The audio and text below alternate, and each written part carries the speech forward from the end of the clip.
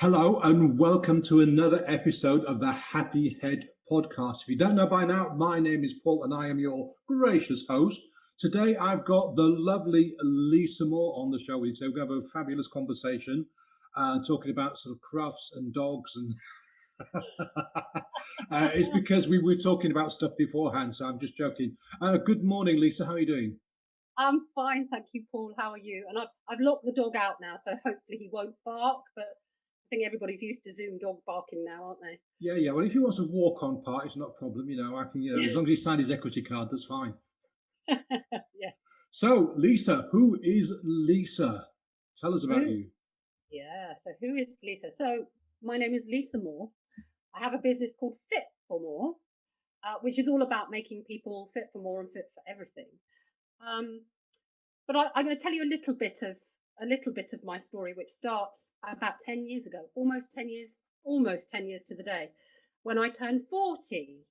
And I decided in my infinite wisdom to sign up to run the London Marathon.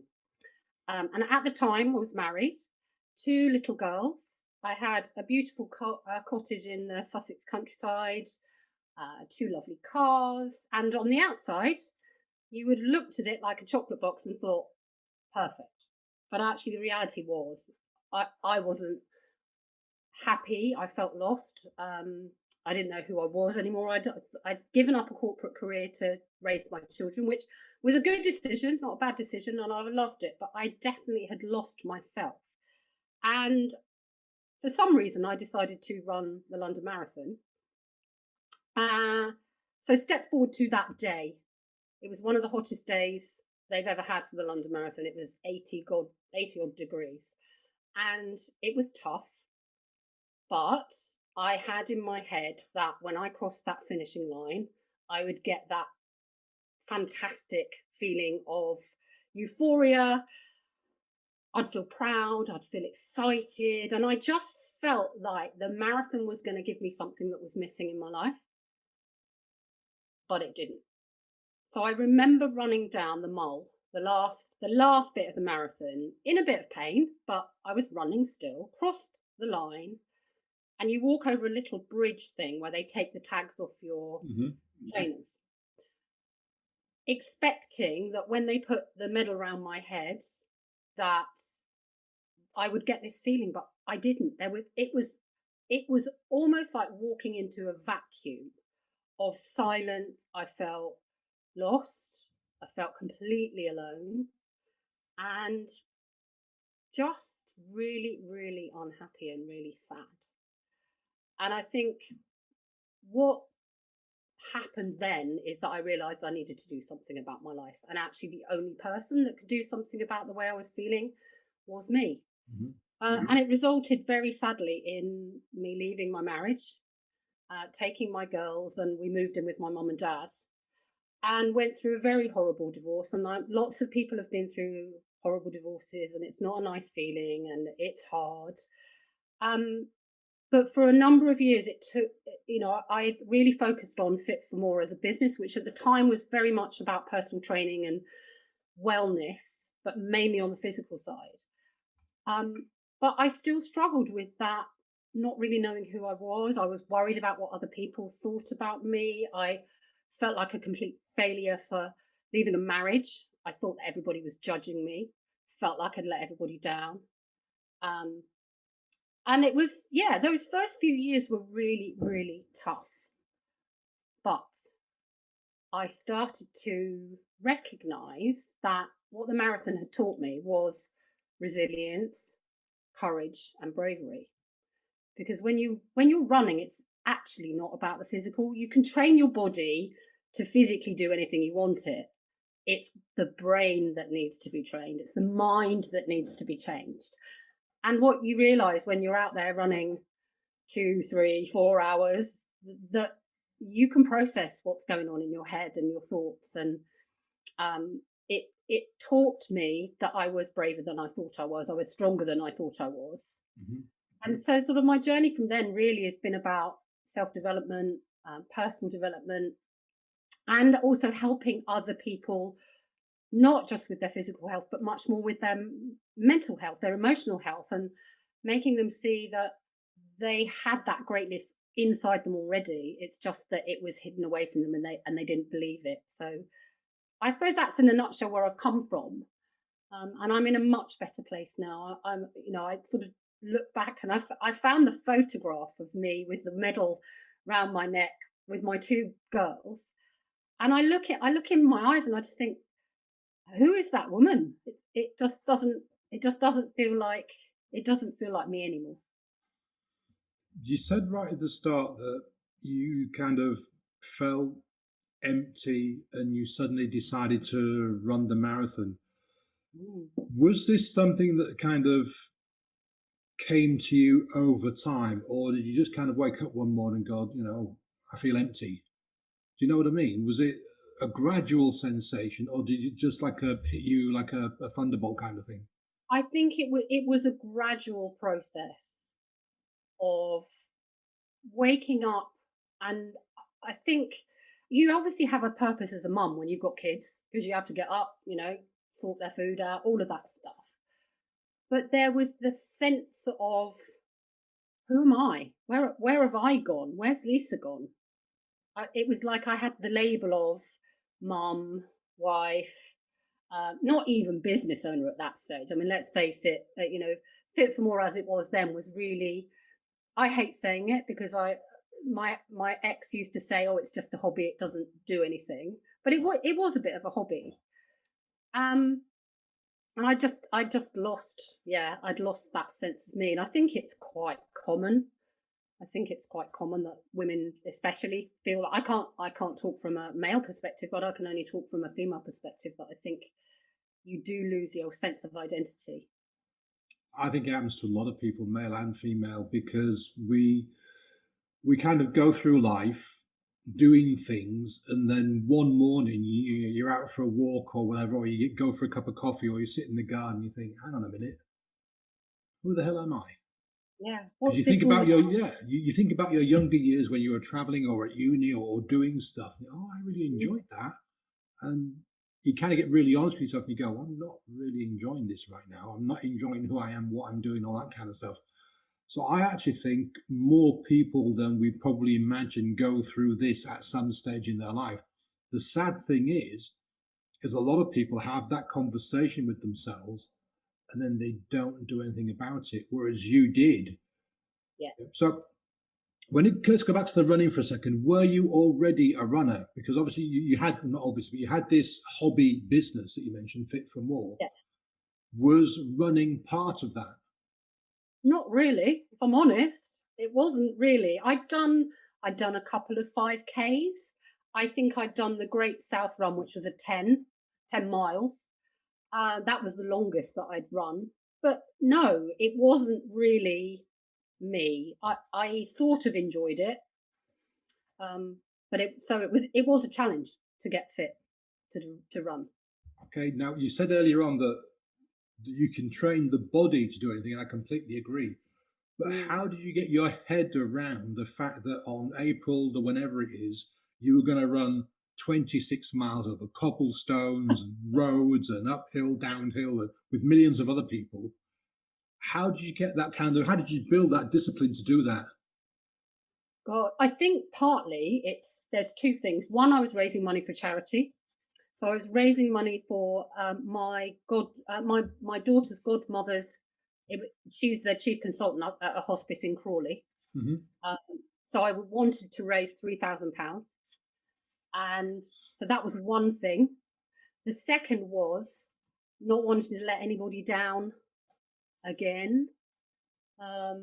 So telling people I was doing it. So I think once you tell people that you're going to do something, and I say this to my clients, is like, if you've got a goal, don't just keep it to yourself or just to us two. You have to let everybody know, because once it's out there in the universe, it's like, okay, you've said you're going to do it, and it's that little bit of pressure. And I think I was very good at routine, because having two small children, routine for me, that's how I approached motherhood, was like routines, and having that routine of knowing what days I was running.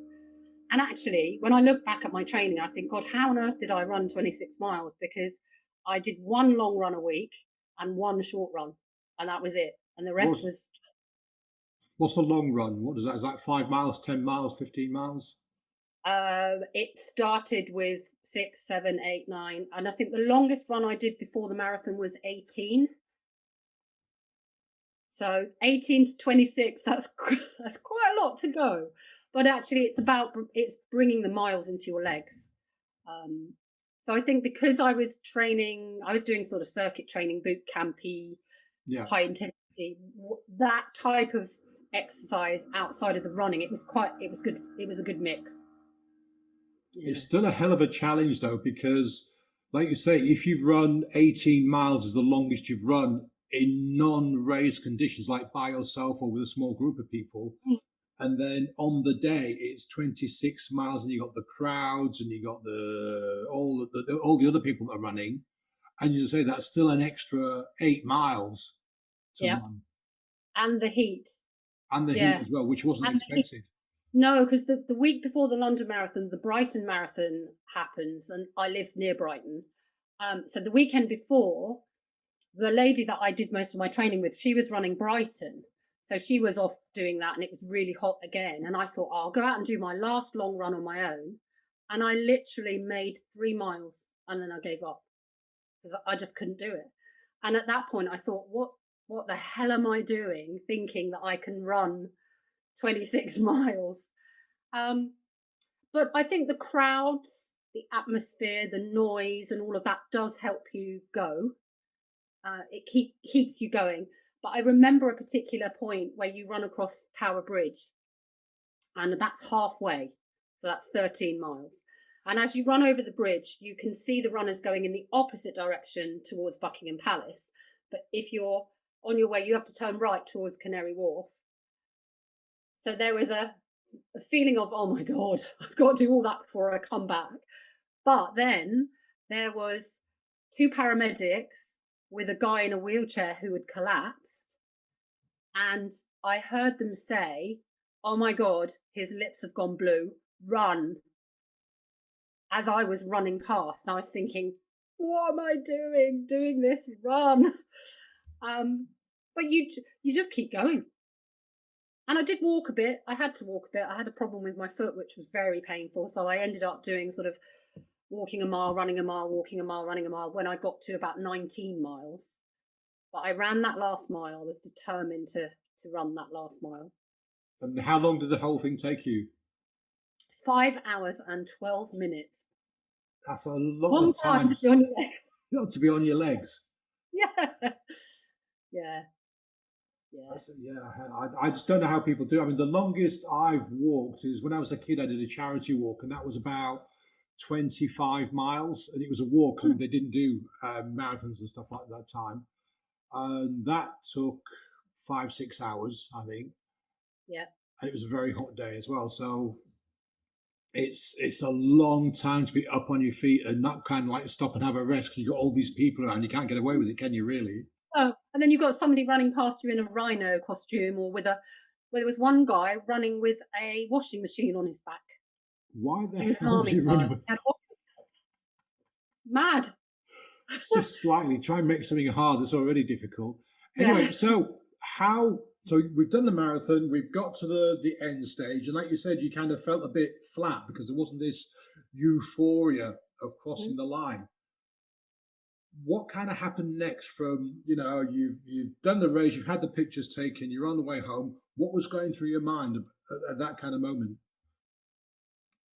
I just I felt really scared. Felt really scared. And it was like that when you want to escape, you want to run away and escape, but obviously I wasn't going to run anywhere. I wanted to escape. I wanted to hide. I wanted somebody to come and pick me up and take me and tell me it was going to be all okay, and that was it. But obviously, that wasn't the case. And the next probably 4 or 5 months were pretty tough, very tough. In fact, very very tough. I did go and have some counselling to try and help. Unfortunately, my ex wouldn't go and have counselling. He wouldn't come to that. He said he would, but then on the day before or the morning before, he wouldn't go. he was quite a proud man, didn't want to talk about anything. So I think it all came to a head. There was a particular situation which I don't really want to talk about, but That's fair enough. there was an incident one evening, and then the following morning I took my daughters one to school and one to nursery, and sat in the car and just cried and thought, I cannot go back. I just cannot do it anymore. So I rang my dad and I just said, Dad, can I come? Can I come and stay? And he went, of course you can. What do you need? So I was really, really lucky that my mum and dad were so supportive. My mum, bless her, cleared out her whole house. Luckily, she's got quite a big house. Cleared out all bedrooms, sorted out the bedrooms for the girls to have, went and bought cushions for them and things like that. And we literally packed the car up. My partner he was out. We packed the car up while he was out and left. And I'm not proud of that. I'm not proud of that moment. But at the time, it felt like that's what I had to do. You get to that point and you just like have to go. And now I can look back 10 years later and go, oh my God, I could have handled it so differently. But I didn't have that in me then. Now I do. Yeah, the thing is, hindsight is an amazing thing. You did what you had to do at the time to get you out of that situation, because you just finished this marathon, and okay, it might have been 5 or 6 or 7 months since you'd finished it, but the body takes a hell of a long time to recover from some major effort like that. So you've got that, your body's still going through that. Then you've got this sort of situation that blows your head apart. And so, yeah, you got to do what you got to do. Mm. And that's the important thing. You made the decision. I've got to get out, got to get the kids out, got to go somewhere. You said, like you say, mum and dad were really lucky, so they were very supportive. Yeah, they were. And then you started the next step of your journey. Yeah. And I think the thing is, it takes a lot of courage to leave a relationship, to leave a marriage. It also takes a lot of courage to stay. But I think it's almost braver to say enough's enough and to go. And I made that decision, and here I am. Well, I mean, if it's not working, it's not working. It's like, you can sit in a car that's got no petrol and 4 empty flat tires. It ain't going nowhere. So you can sit there and go, I want it to go, I want it to go, I want it to go, but it ain't going nowhere. And that can be the same, sadly, with relationships, that it's just either going to go downhill or it's going nowhere. And at some stage, you just have to make that. It's about decisions. Yes. We just have to decide that, okay, that's it. I've had it now. We're gone. And, the next chapter starts, kind of thing. Yeah. And both parties have to want to save a relationship. You can't just have one person trying to save a relationship. It has to be two people. Well, that's the whole thing. I mean, I know it sounds stupid, but a relationship is 50-50. Yeah. And there's no point, because I've been through the same as you, there's no point in one half trying to do something and the other half isn't. Yeah. And at the end of it, it's all, that's it. It's the end of the road. I know road cliches, but here we go. It's the end of the road. Yeah. Got to move on. So we've ended one chapter. We've done the marathon, which is great. We've got an achievement. The relationship's broken up. We've moved in with mum and dad and your 2 girls. How do you kind of tackle life from there on? What happens next, kind of thing? Well, I had to make a decision because suddenly I was a single parent having to look after 2 children. And so I had to make that decision. Do I go back to work in corporate and earn a good salary, but hardly see my children? Or do I take my hobby business and decide to turn it into something? So that's what I did. Basically decided that Fit for More was going to become something bigger than it was. I took on a studio, and I learned a hell of a lot. I went through the whole process of having staff, not having staff, doing it myself, having help, and grew Fit for More. So did you have a plan, or was it right? I need to do something. Don't want to go to corporate, so I'm just going to make this work. Yeah, that was pretty much it. Did I have a plan? No, I didn't have a plan. I signed up with a sort of fitness marketing organization that helped. It wasn't one-to-one coaching, but it was sort of like group coaching. So I followed a program that I thought would help me, and bits of it did and bits of it didn't. It was an American company, so it was there was a very American in the approach, but I learned a lot. And I think the next thing that really changed me was joining Toastmasters and learning how to be a public speaker, or learning how to speak to people either on camera, on stage, on the radio, that sort of thing. And that came from this organization. I'd been to one of the conferences, and one of the guys had talked about the best thing you can do to grow your fitness business is to become good at speaking. Join Toastmasters, and I did.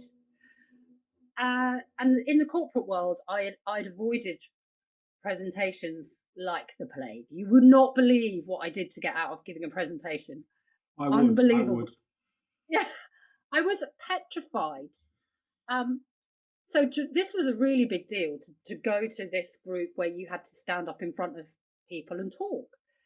But I remember going, the first one I went to, they asked me, would you be happy to come up on stage if we ask you one question?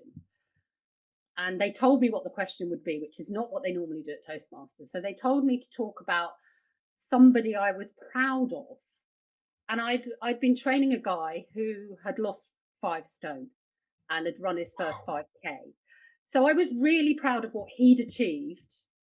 So I had something to talk about. So I remember standing on stage and just talked about this, and I got a round of applause, and they gave me a ribbon, and it sort of started me on my journey of, doing this speaking, and has culminated in, I present on the radio now once a month. I ran an events company in Brighton called Inspiring Talks Brighton, where I was the host. And I've done lots of podcasts and courses, and hopefully you can tell I quite like talking now. Yeah, Brighton seems like quite a hub for conferences and sort of exhibitions and stuff where people get up and talk. I hadn't realised that until recently, but yeah, Brighton's kind of a hub for that kind of thing, isn't it? It's a brilliant place, and whilst I don't live in Brighton, since I've been involved in Brighton, it's amazing the amount of events that go on, and you've got such an eclectic group of people. You never quite know who you're going to meet. And Inspiring Talks it was a bit like TED Talks. People would come and either tell their personal story, or they'd talk about what they did, and the amount of different subjects that people would talk about, very eye-opening, very inspiring, and very interesting. So with the speaking now, has that become almost like a separate part or a new business, or do you focus solely on promoting your fitness and health business? It's not become a separate business. I guess Inspiring Talks Brighton was sort of a sideline, but since the pandemic, I took it online for a while, but actually it was really hard work to keep ticket sales going. So I've put that on the back burner for now.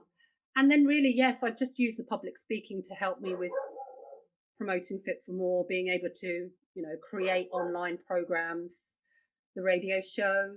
And I run a networking franchise called the Athena Network. So that I can use those skills to help, especially women that have just started in their business and they have to come in and give their elevator pitch. I know how they feel, so I can help them to put together the speech and give them the confidence and hold their hand almost, and help them on that journey through.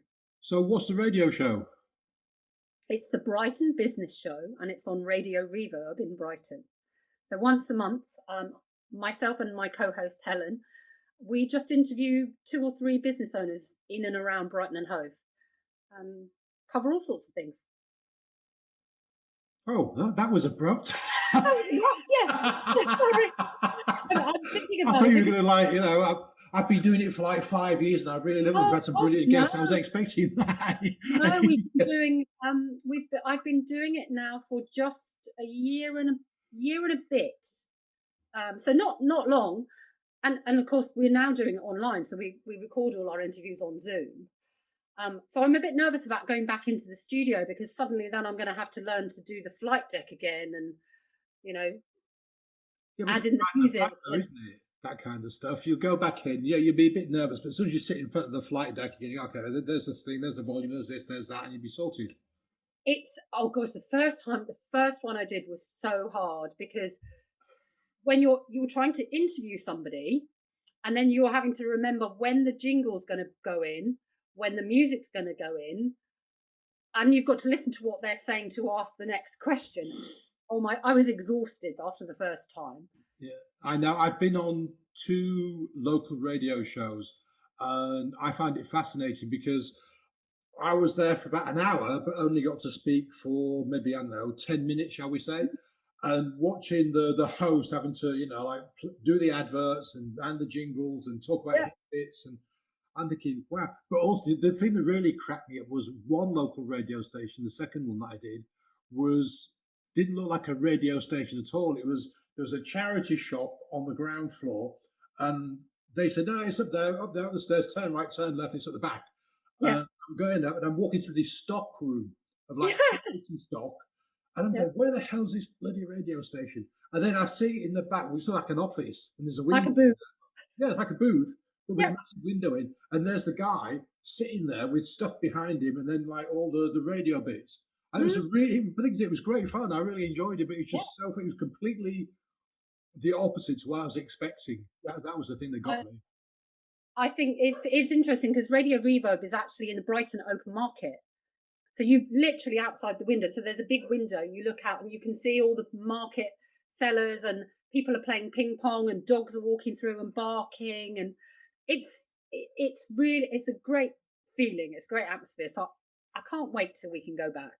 So dogs barking, is that a common occurrence when you do public Yeah, speaking it then? is. My dog was barking just then. So I've got builders converting my garage right now. So that's probably what he's barking at. What they convert it into? Fitness studio, funnily enough, because I lost my physical studio back in March last year, Mhm. sort of because of the pandemic. And so I've been running all my personal training and classes in my lounge in the morning. So I'm like Joe Wicks, really, You every don't look morning. like him. No, I don't. I haven't got the six pack, unfortunately. Um, so it'd just be nice to have a different space to go into because otherwise it takes up the whole house. So Yeah, just and having a also look. I guess like because you're doing fitness, you need to have like the fitness background. Yeah. The racks and the bars and the mirrors and all. It's got to have mirrors. I'm assuming you can put mirrors in, yeah, because all gyms have to have mirrors.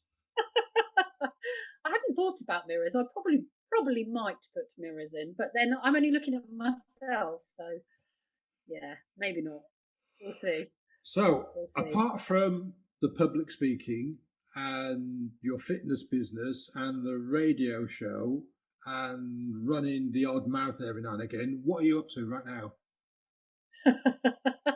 Right this Well, moment. I'm right this moment. I'm talking to you, but right this moment, I'm sort of I've sort of pivoted fit for more because yes, the physical stuff is there, and I'm still doing online training, but that's not my focus now. I think having worked in health and wellness for 30 odd years, I recognize that the most important part to get right is your mind. Mm, So I'm coaching people more around their mindset, about their beliefs, focusing on confidence, motivation, and people that felt like I did, or are feeling like I did, of feeling stuck, feeling lost, not really sure what's next. So I've created a program which I called the SHIP program. I have to be careful how I say it. yes, say very slowly. The ship. SHIP, yes, SHIP. So there are four elements that I believe we need to focus on to to become this whole person. So the first one is obviously self. You have to know who you are. Hmm. You have to know what makes you tick. You have to know what holds you back. You have to know what your habits are, your excuses that you make, and the things that you've believed from maybe even from a little child that are not helping you now. So there's a lot of work that we do around self, motivation, confidence, all of that stuff. The H is for health. So health encompasses all sorts of things. So physical, nutrition, mental health, um, lifestyle, stress management, supplement, all of that is sort of in there. Yeah. And then the last two I think are really important. And the I is for intuition, because I think we don't spend enough time listening to what we already know. I think we're intuitive beings as human beings. And I knew before I ran that marathon that I needed to get out of my marriage. But I did all that mind stuff of no, no, no, no. If I run the marathon, it's all going to be fine. And I think when we connect with that deeper intuition, your gut feel, your heart center, then life becomes a little bit easier. So if I give you an example, if somebody rings you up and says, can you help me out and do blah, blah, blah, blah, blah, you will have a little voice in your head that goes, no, you haven't got enough time. But your head will take over and go, well, you don't want to let them down. They might not ask you again. They might hate you if you don't do it. So you go, yes, of course I can. So linking back to your intuition and trusting, I think, is really important. Mm-hmm. And then the P is for purpose. Because when you don't know what your purpose is, either in the moment, what's your purpose right now, or what is your greater purpose, you don't know where the road's going. You come to that crossroads and you're like, oh, well, I don't know. Do I go left? Do I go right? Do I stay where I am? Do I reverse? So I think working and understanding your purpose is really important. So that's my signature program that I run as a 6-week coaching program. It's a group coaching program, so it's a standalone. But they're all the elements that I work with my clients one-to-one. So if somebody wants to come and work with me one-to-one, we will cover all of those elements. So even if they are focused on, their weight and how they look and things like that, yes, we can do that bit, but there is always the other stuff that comes into it. So what's next? Do you have like a long-term purpose / plan for your ship? For my ship, I would love to write the book. So I'd love to write the book. Oh no, just not a book. The book. The book. We are going to write the book. Yeah, the ship method would definitely. That's on my list of things to do, and just to be able to grow the business so that there are online programs available for people, so that they haven't got the money to commit to one-to-one coaching. There are things that they can do that will sort of take them up that step.